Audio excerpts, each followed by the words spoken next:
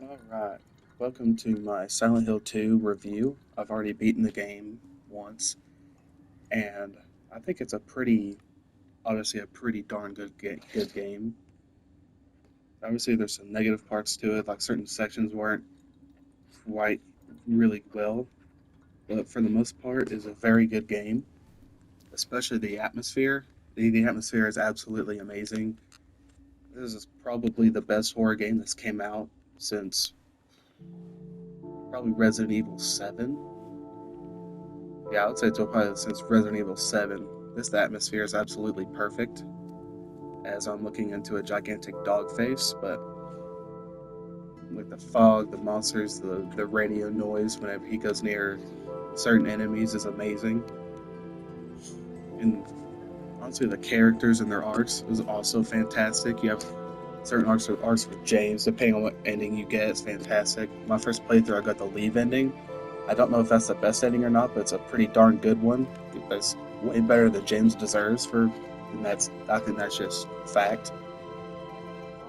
And you have like the character arcs with Eddie where he just goes more and more insane. Obviously, he tries to kill James, and we end up killing him.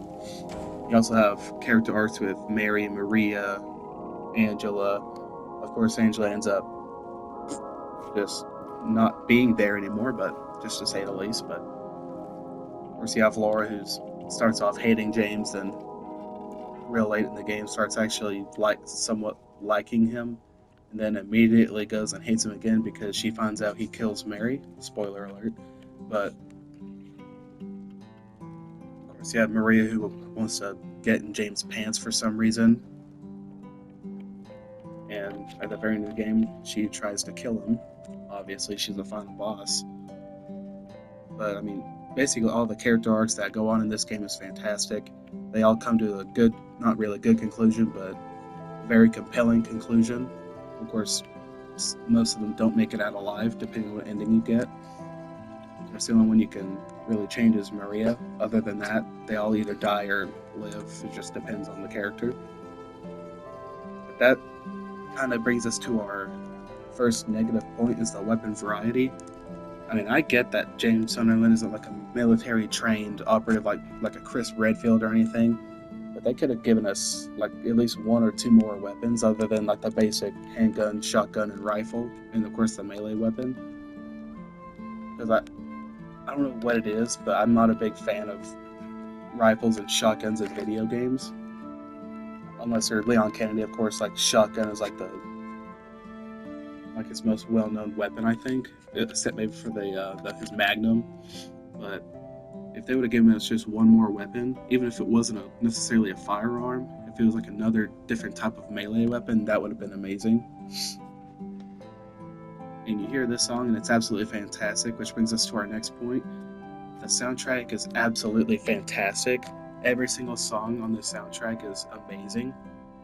And that also helps with the atmosphere as well. It's not just the way the world looks, it's the way the world sounds. So, I mean, the boss fight music is amazing. Whenever you're just walking around, it's amazing. There's nothing real. You can't really complain about it. It's almost perfect for this game. You have like you look at the world, it's very dreary and wet and foggy and all this. The soundtrack just it supplements it very well. And that also brings us to our next point. Of course, I have a filter on, so you can't really tell, but the graphics are also fantastic. It looks darn near like real life. Of course, some people would think that that's a bad thing, but I mean, I don't really care. I like bad graphics in some kinds of games and good graphics in different types of games. This is one to where I would like it basically just the way it is, where it looks as close to real life as physically possible. But in other games like look at other games like Pokemon, of course you don't want it to look like real life because it's just a silly game. I mean, which is a good thing because I mean, Pokemon is inherently very goofy and silly. Of course, like you get some underlying themes with those games. I'll get into in a different video, but it's very silly compared to Silent Hill 2, to say the least. But this game is super serious, so and very gory. So of course you want it to be as close to real life as possible. And another thing about kind of like the weapon variety. The combat is very clunky, but I do think that is a good thing. Like I said before, he's not James Sunderland isn't a Chris Redfield or Leon Kennedy or anything like that. Like he's not like a military trained guy. Yeah, he's just a dude. So of course combat's gonna feel a little bit clunky. I wouldn't be surprised if he's never even used a firearm before. Actually, I think he. I don't know if he has or not because I know in the clip of him killing Mary, you could barely see, but I know he's put a pillow over her face. I don't know if he shot her or not, but or if he just choked her. But this is so goofy. Just watching them just mouth at each other. But whatever. Yeah. So I mean, like, he's not a trained operative or anything like that. I don't think he's ever been in the military or anything. So of course he's not going to know how to use certain weapons to their fullest extent. So I can't really say that it's a bad thing. I actually think if it was if this played like Resident Evil 4 remake, where you could parry stuff and all that, and do melee attacks with like these super fancy kicks, I feel like that would take away from the game and make it more action based, where Silent Hill should just be pure horror. And that also brings us kind of to our next point, which are the bosses. Almost all of them are near perfect, except for one that was in the fireplace in the Lakeview Hotel.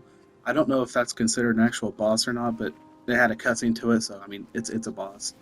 It went down super duper easy, and it didn't really put up much of a fight. It was just annoying at most, and it took almost no ammo to get through. I think I beat it in like a minute or two, whereas Pyramid Head it took several minutes of just running around and hoping the timer timed out. And of course, in those fights, I believe the more you shoot it, the more the timer goes down faster. But I think you can get out of those fights without using any ammo whatsoever. Of course, you can use melee, but that's a little bit dangerous with Pyramid Head. Obviously, he has a big sword and spears and stuff. But yeah, I can't think of another boss that's really bad. I know Eddie pissed me off, but it was a good boss fight, even though it makes no sense how he can almost take more damage than some of the monsters in this game, which also unless it's like a joke that he's just so fat that it just bounces off of him, which I get because like he's fat, like that's funny, but it just makes no sense because if I shoot him in the head with a shotgun, like that should be game over for him. But of course, I mean they have to make it a boss fight, so I can't really complain. And that conversation with Angel reminded me about like some of the lore that goes on in this game. Absolutely fantastic. You get to reading some of the memos, some of the notes, or even just listening to a dialogue of the game during a playthrough. It's absolutely fantastic. It's very dark, and some of the underlying themes also, like I said, very dark. So if you're really into like very dark themes, like obviously it's Silent Hill, it's going to be dark, deep, and all that stuff. But Silent Hill 2 it really takes it to another level. And I mean, like he killed his wife, and then he just decided to forget about what the hell was that? Oh, okay. This is my first New Game Plus playthrough, so I don't know what all's what. So I mean, I guess I just have a chainsaw now. Gas powered chainsaw, extremely high in attack. Oh, okay, cool. Okay, so that's another thing, like what I was saying about the characters' dialogue and how you can get a lot of lore implications from their dialogue and how deep it is and dark it is. This is my last point, is that the dialogue is very compelling. All the characters gets their points across without saying too much, and it leaves it up to the imagination. I mean, it kind of does, it kind of doesn't, but whenever you play the game, you'll understand what I mean. To where they don't outright say, the characters don't outright say what they want, what their motives are, or anything like that. They just kind of lead James in the right direction in a way, but also withheld information because, of course, James like he sees monsters around him. Angela, there's just fire everywhere. Eddie's like has a whole thing with ice. Like James is like rust and fog. And I don't know what it is for Laura. I'm not really sure, or what it is for Maria. I don't know if that's the same as James or not. Because James and Maria have like a weird relationship with each other. But yeah, I mean that's just my point right there. Is that all the dialogue is very compelling. Of course, you have your conversations with Angela. It's very very dark, and you really feel bad for her. I mean, obviously, like she and like if you know the story, you know what I'm talking about in the burning building. But of course, you have your conversations with Eddie and how his self-esteem is very very low and all that. And of course, at the end of the game, he thinks that James has been laughing at him the whole time, talking down to him, which in a way he really has. But I mean, I think that most of that's just kind of just Silent Hill just messing with him. And of course, it drives him to the point where he just wants to kill everybody, or at least where he wants to kill James. And if I'm not mistaken, he sees the bullies that like he shot their dog, and then he shot this guy in the leg or something like that. Then he ran away. If I'm not mistaken, he constantly sees these bullies that are constantly picking on him. So of course he kills them every single time. But the bullies, in James, at least in James' perspective, looks like James.